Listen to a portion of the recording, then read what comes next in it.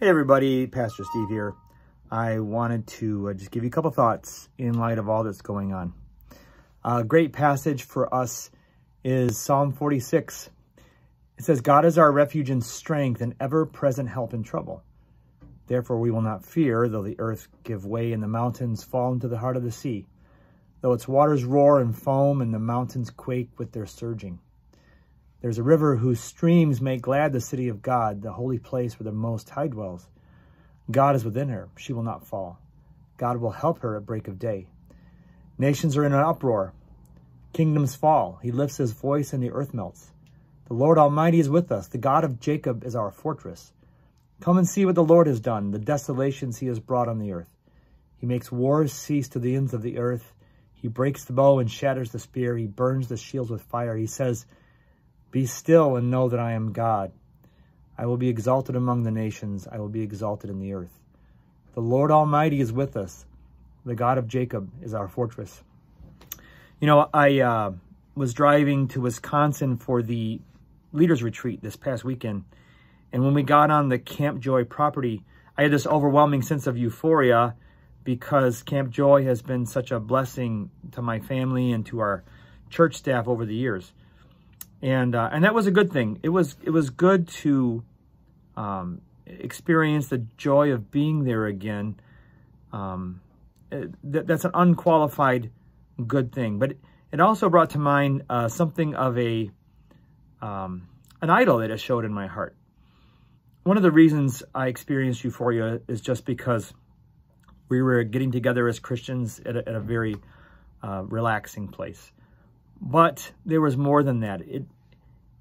On the downside, it reminded me of better days, of simpler times.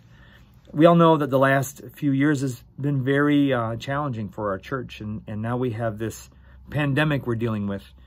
And when we pulled onto the Camp Joy property, in the back of my mind was this wish, this desire for just a longing for better times, a longing for the old days, for the good old days. And you know, that showed me that in my heart there's still a place where I'm not looking to the Lord, but I'm looking to comforting thoughts. So I just want to encourage us. God is sovereign and his love is infinite, and his stance towards you and me never changes. It's one of open arms and acceptance.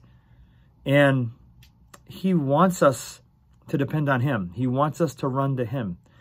He doesn't want us to run to our crutches or bad coping mechanisms or things of this world for our hope.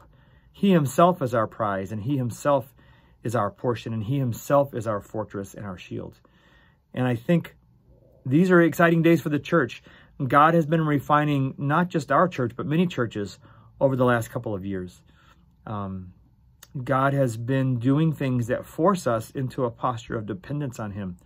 And here we are, you know, in this crisis, in a situation where we can't do things the normal way. We're not going to be able to do a lot of things here at our building.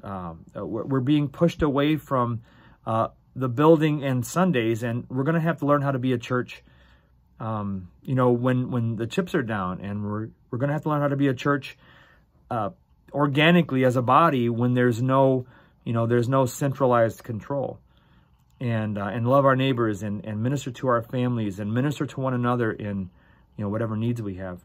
So I want to encourage you guys for a couple things. God is in control, and he is teaching us something if we're willing to have an ear to hear what the Spirit is saying to the churches. Revelation chapter 2 and 3, chapter 2, verse 29 as an example. Whoever has ears, let them hear what the Spirit says to the churches. What is the Spirit of God teaching us right now about being a church when we cannot operate in the normal ways?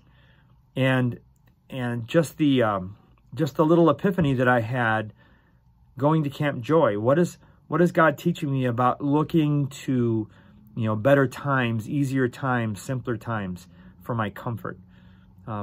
It's fine to appreciate the past and, you know, times that maybe were easier, but it's another thing altogether to pine for them and to wish for them.